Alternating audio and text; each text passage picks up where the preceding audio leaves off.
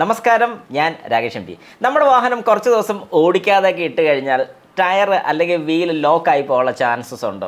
ഇങ്ങനെ ഒരു സംശയം എൻ്റെ സബ്സ്ക്രൈബർ ചോദിച്ചിട്ടുണ്ട്. പക്ഷേ മഴക്കാലമാണ്, ഈ ഒരു കാര്യത്തിൽ ഒരുപാട് പ്രസക്തിയുള്ളൊരു കാര്യമാണ്, അല്ലെങ്കിൽ പ്രസക്തിയുള്ളൊരു ചോദ്യമാണ്. ഈ ചോദ്യം ചോദിച്ചിരിക്കുന്നത് സ്പാൻ 25 എന്നുള്ളൊരു പേരിലാണ്. ചോദ്യം ഇങ്ങനെയാണ്: എം ജി ബ്രോ, കുറച്ച് ദിവസം കാർ ഓടിക്കാതെ വെച്ചാൽ വീൽ ടൈറ്റ് ആകുമോ? ആക്സിലറേറ്റർ നല്ലതുപോലെ കൊടുത്താൽ മാത്രം വണ്ടി നീങ്ങിക്കിട്ടു.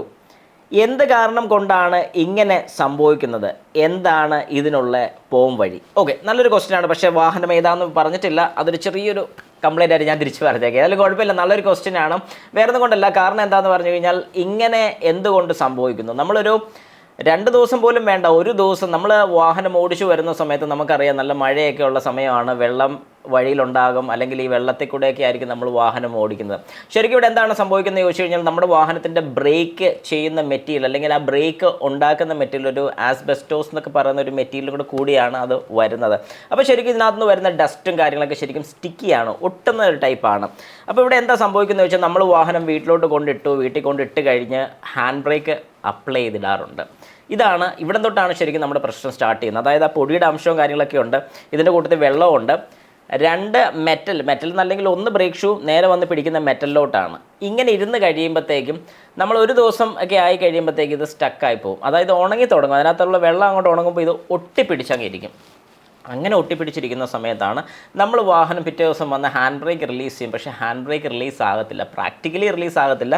ജസ്റ്റ് ലിവർ മാത്രം റിലീസ് ആകുകയാണ് ചെയ്യുന്നത്. അങ്ങനെ ലിവർ മാത്രം റിലീസായി, അതായത് നമ്മൾ ഹാൻഡ് ബ്രേക്ക് താത്തു വെച്ചു, റിലീസായി. പക്ഷേ ശരിക്കും അവിടെ ബാക്കിൽ ബ്രേക്ക് വിട്ടുപോയിട്ടില്ല.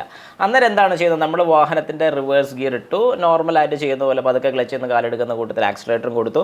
വാഹനം ബാക്ക് കൊണ്ടിങ്ങനെ പൊങ്ങുന്നതല്ലാതെ പുറകോട്ട് നീങ്ങുന്നതായിട്ട് നമ്മൾ കാണുന്നില്ല. പിന്നെ കുറച്ചുകൂടെ കാല് കൊടുക്കുന്ന സമയത്ത് ഫ്രണ്ടിലത്തെ ടയറിൻ്റെ കറക്കം കൊണ്ട് പുറകോട്ട് വലിഞ്ഞ് പോകുന്ന പോലെ നമുക്ക് ഫീൽ ചെയ്യും.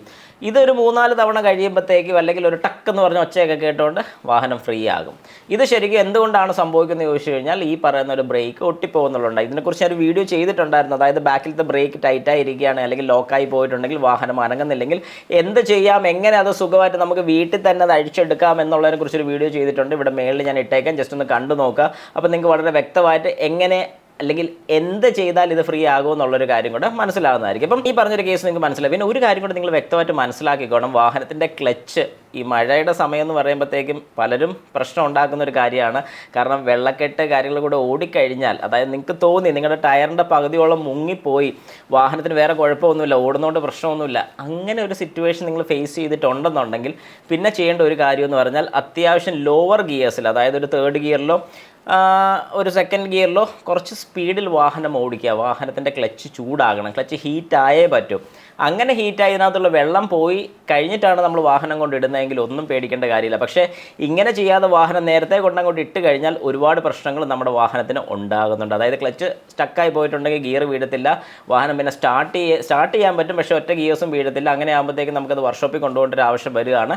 അങ്ങനെയൊക്കെ വരുന്നതുകൊണ്ട് നിങ്ങൾക്ക് ചെയ്യാൻ പറ്റുന്ന സിമ്പിളായിട്ടുള്ളൊരു കാര്യം, എപ്പോഴും വെള്ളത്തിൽ കൂടെ പോയിട്ടുണ്ടെന്നുണ്ടെങ്കിൽ കുറച്ച് ദൂരം ഓടി വാഹനം ഒന്ന് ചൂടായെന്ന് ഉറപ്പ്, അതായത് ക്ലച്ചും കാര്യങ്ങളൊക്കെ ഒന്ന് ചൂടായി എന്ന് ഉറപ്പ് വരുത്തുക. അതായത് ഒരു 2nd ഗിയറോ അല്ലെങ്കിൽ 3rd ഗിയറിൽ തന്നെ കുറച്ച് RPM കയറ്റി, അതായത് ഇച്ചിരി സ്പീഡ് കൂട്ടി ഓടിച്ചു കഴിഞ്ഞാൽ ക്ലച്ച് ചൂടായിക്കോളും. അതിനുശേഷം മാത്രം വീട്ടിൽ കൊണ്ടിട്ട് കഴിഞ്ഞാൽ പിറ്റേ ദിവസം വാഹനം എടുക്കുന്ന സമയത്ത് ഒന്നും പേടിക്കേണ്ട കാര്യമില്ല.